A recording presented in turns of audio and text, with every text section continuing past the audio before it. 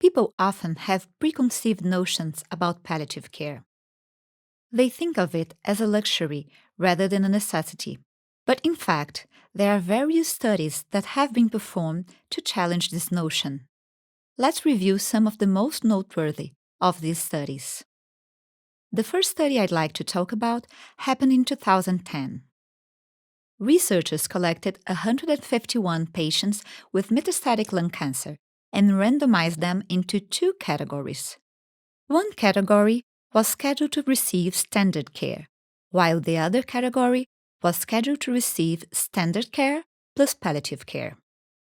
Each patient's symptoms were evaluated using 3 different types of scales. In the palliative care group, patients reported a significant decrease in mood symptoms. Additionally, these patients had a longer survival rate than those who had not received palliative care. Remember, this is despite the palliative care group having received less aggressive care towards the end of life. This somewhat surprising result was heavily controversial in the medical community. While the study suggested that better quality of life can have a positive impact on survival, it also alluded to the possibility that less aggressive therapy is beneficial.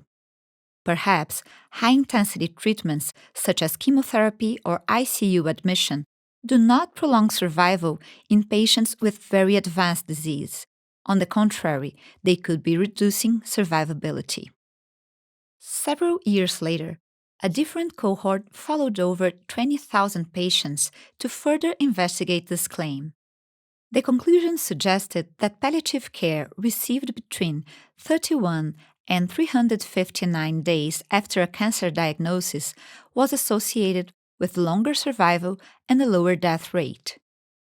Similarly, in 2016, a meta-analysis from JAMA collected 43 randomized controlled studies to provide data on a total of over 12,000 patients. The results revealed that palliative care was effective in improving quality of life and reducing symptom burden. It was also consistently associated with improvements in advanced care planning, patient and caregiver satisfaction, and lower healthcare utilization. Communication is a fundamental palliative care skill and is essential for breaking bad news, planning care in advance, and looking into the future to discuss prognosis. But does the way we communicate have an actual impact on patients and caregivers? A 2007 randomized study assessed the impact of a communication strategy for relatives of patients dying in the intensive care unit.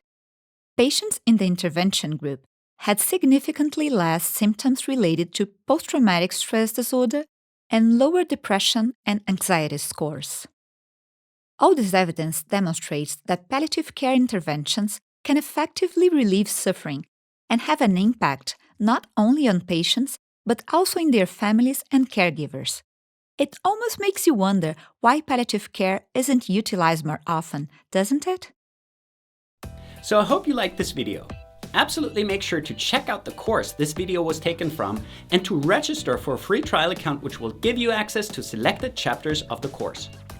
If you want to learn how MedMastery can help you become a great clinician, make sure to watch the About MedMastery video.